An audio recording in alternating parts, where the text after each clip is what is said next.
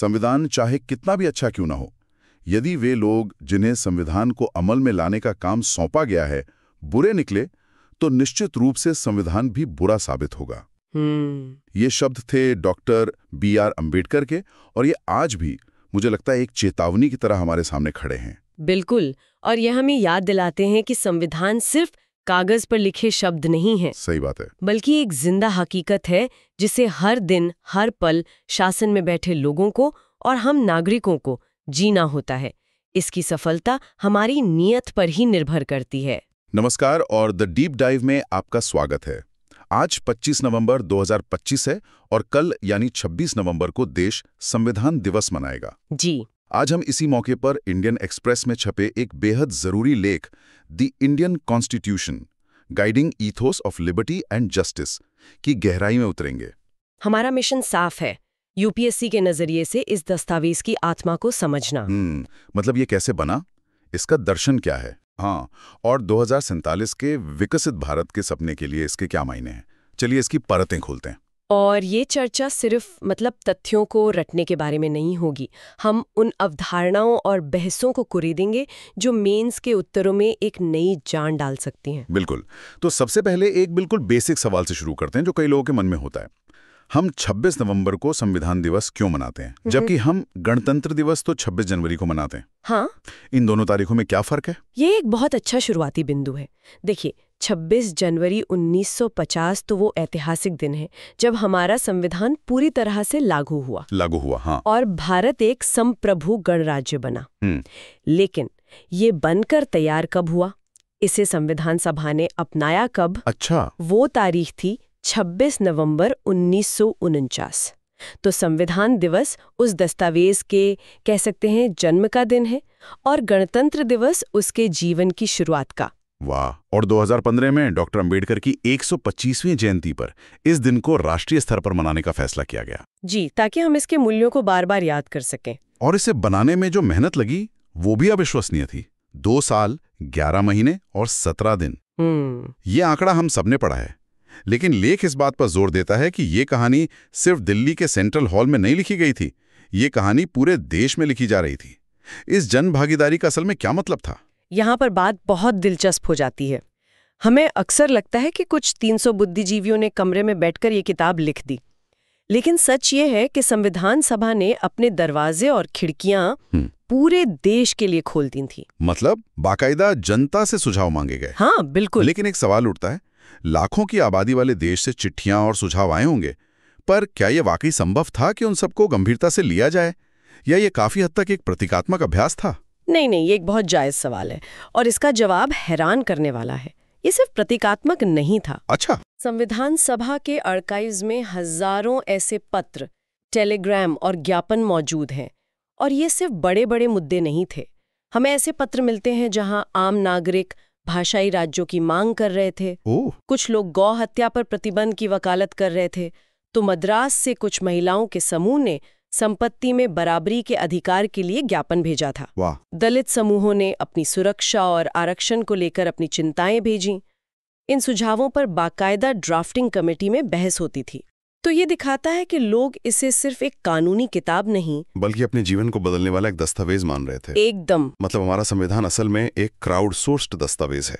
ये बात इसे दुनिया के कई दूसरे संविधानों से अलग बनाती है ना? आपने बिल्कुल सही शब्द का इस्तेमाल किया, क्राउड सोर्स्ड। इसी व्यापक जन स्वीकृति ने इसे वो मजबूती दी, वो वैधता दी जो सिर्फ कानून की भाषा से नहीं आ सकती। जब लोगों को लगता है कि ये मेरा है, इसे बनाने में मेरी भी आवाज शामिल है, तो वो उसकी रक्षा भी करते हैं। सही बात है। आजादी के बाद देश ने कई संकट देखे, युद्ध, आपातकाल, राजनीतिक अस्थिरता, लेकिन संविधान एक ध्रुव तारे की तरह रास्ता दिखाता रहा। बिल्कुल। ये वाकई असाधारण है, और शायद इसी वजह से जो सिद्धांत निकल कर आए वो इतने मजबूत और गहरे हैं। ये सिद्धांत थे क्या? मतलब संविधान निर्माताओं के मन में सबसे ऊपर कौन सी बातें थीं? उनके मन में सबसे ऊपर था सदियों की गुलामी और अन्याय से मिला सबक। इसलिए उन्होंने 3 स्तंभों पर जोर दिया: स्वतंत्रता, समानता और बंधुत्व। लिबर्टी, इक्वालिटी और फ्रेटर्निटी। जी, ये सिर्फ सुंदर शब्द नहीं थे, बल्कि हर अनुच्छेद में, हर प्रावधान में इनकी आत्मा बसती है। संविधान कहता है कि सरकार की ताकत असीमित नहीं है, उसे नागरिकों की स्वतंत्रता का सम्मान करना होगा। और ये भी कि कानून की नज़र में सब बराबर हैं। हाँ, चाहे वो किसी भी जाति, धर्म या लिंग के हों। और ये समानता सिर्फ कागजी नहीं है। लेख में जिक्र है कि संविधान एक नैतिक ढांचा या मॉरल फ्रेमवर्क भी देता है। ये सुनने में थोड़ा भारी लगता है। इसका क्या मतलब है?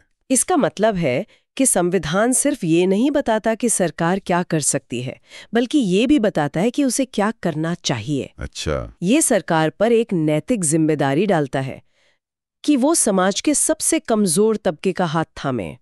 इसीलिए हम देखते हैं कि ये सिर्फ कानून के समक्ष समानता की बात नहीं करता, बल्कि कानूनों के समान संरक्षण की भी बात करता है। बिल्कुल। तो आप सकारात्मक कार्यवाही यानी एफर्मेटिव एक्शन की बात कर रही हैं, जैसे अनुसूचित जातियों और जनजातियों के लिए आरक्षण।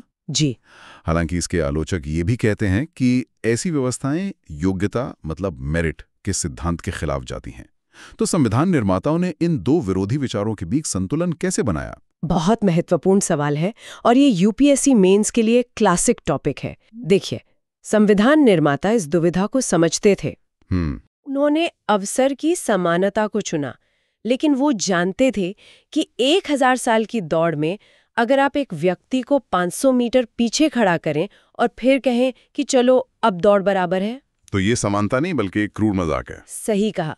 इसलिए उन्होंने तर्क दिया कि वास्तविक समानता लाने के लिए ऐतिहासिक रूप से वंचित समूहों को एक हेड स्टार्ट देना जरूरी है। ये मेरिट का अनादर नहीं है, बल्कि मेरिट तक पहुंचने के लिए एक समान शुरुआती रेखा बनाने की कोशिश है। एकदम सही। ये एक अस्थायी व्यवस्था थी ताकि समाज में बराबरी का स्तर आ सके। इस पर संविधान सभा में जबरदस्त बहस हुई थी, लेकिन अंत में ये माना गया कि सामाजिक न्याय के बिना सच्ची समानता संभव नहीं है। मतलब ये औपचारिक समानता और वास्तविक समानता के बीच एक संतुलन साधने की कोशिश थी। बिल्कुल। चलिए, अब उस पहलू पर आते हैं जो मुझे हमेशा हैरान करता है। एक दस्तावेज जो लगभग 75 साल पहले लिखा गया, वो आज की डिजिटल दुनिया में भी प्रासंगिक कैसे है? लेख कहता है कि अब तक 106 संशोधन हो चुके हैं। क्या इसका मतलब यह है कि मूल दस्तावेज में कुछ कमियां थीं, या ये उसकी ताकत को दिखाता है? ये इसकी सबसे बड़ी ताकत को दिखाता है। संविधान निर्माता भविष्यवक्ता नहीं थे। सही बात है। वो ये नहीं जानते थे कि इंटरनेट आएगा या पर्यावरण एक बड़ा मुद्दा बनेगा, लेकिन वो ये जानते थे कि समाज बदलेगा और समाज की जरूरतें भी बदलेंगी।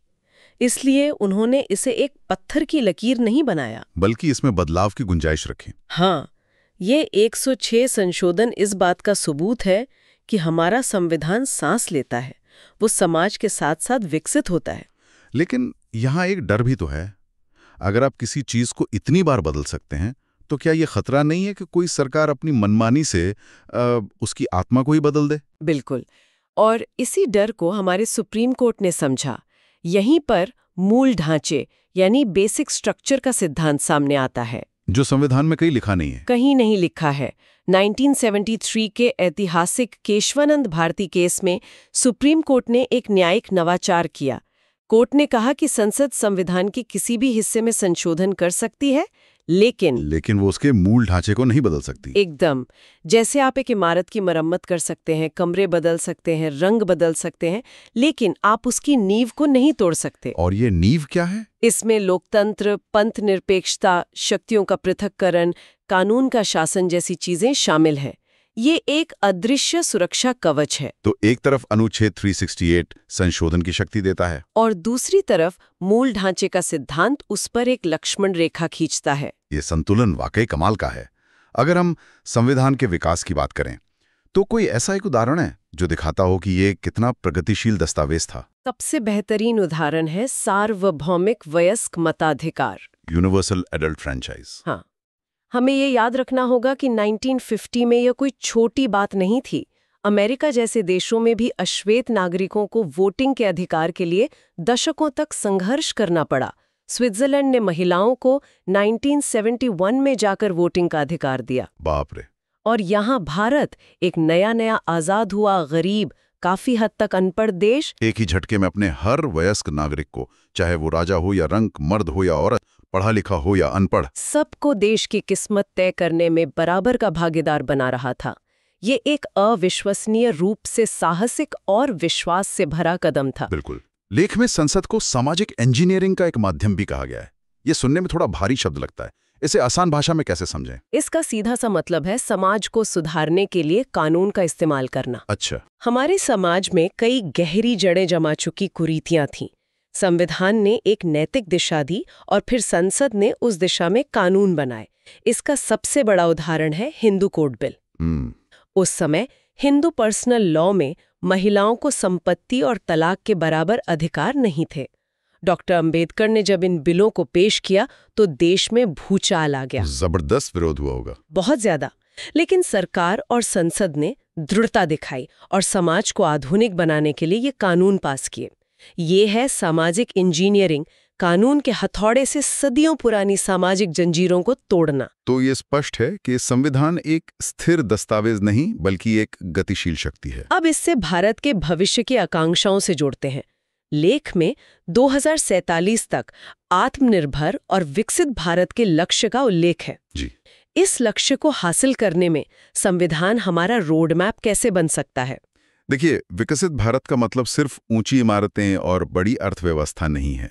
विकास का असली मतलब है जब हर नागरिक को अपनी पूरी क्षमता तक पहुंचने का मौका मिले।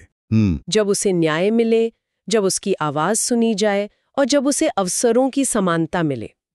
ये सारी बातें हमारे संविधान की प्रस्तावना में ही लिखी हैं। तो विकसित भारत का ब्लूप्रिंट असल में हमारा संविधान ही है। बिल्कुल। और इस ब्लूप्रिंट को हकीकत में बदलने के लिए सबसे जरूरी क्या है? लेख कानून के शासन यानी रूल ऑफ लॉ पर बहुत जोर देता है। बिल्कुल। कानून का शासन वो नींव है जिसके बिना विकास की कोई भी इमारत खड़ी नहीं रह सकती। इसका सरल सा मतलब है कि देश कानून से चलेगा, किसी व्यक्ति की मनमर्जी से नहीं। कोई भी कानून से ऊपर नहीं है। कोई भी नहीं, चाहे वो कितना भी शक्तिशाली क्यों ना हो। जब निवेशकों को, व्यापारियों को और आम नागरिकों को ये भरोसा होता है कि यहाँ एक निष्पक्ष व्यवस्था है, तभी देश तरक्की करता है। एक स्थिर कानूनी ढांचा आर्थिक विकास की पहली शर्त है। एकदम। और इस ढांचे को बनाए रखने की जिम्मेदारी शासन के तीनों अंगों की है, विधायिका, कार्यपालिका और न्यायपालिका। जी, और ये डिजाइन बहुत खूबसूरत है। संविधान इन तीनों पर संवैधानिक मूल्यों के प्रति सच्चे रहने का एक पवित्र कर्तव्य डालता है। मतलब सबको अपनी अपनी ताकत दी गई है। हाँ, विधायिका को कानून बनाने की, कार्यपालिका को उसे लागू करने की और न्यायपालिका को उसकी रक्षा करने की, लेकिन साथ ही एक दूसरे पर नजर रखने की भी जिम्मेदारी दी गई है, ताकि कोई अपनी हद से बाहर न जाए। Checks and balances. बिल्कुल। ये एक तरह का शक्ति का त्रिभुज है जो हमारे लोकतंत्र को स्थिर रखता है। लेख के अंत में एक बहुत ही शक्तिशाली बात कही गई है कि संविधान को किसी संकीर्ण राजनीतिक चश्मे से नहीं देखा जाना चाहिए। ये हर नागरिक का है। और यही इसका सार है। संविधान एक जोड़ने वाली शक्ति है।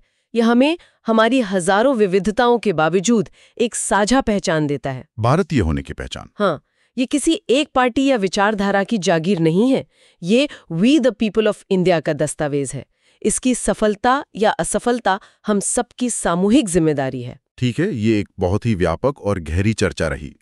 तो अगर हमें श्रोताओं के लिए मुख्य बातों को समेटना हो तो वो क्या होंगी? जरूर।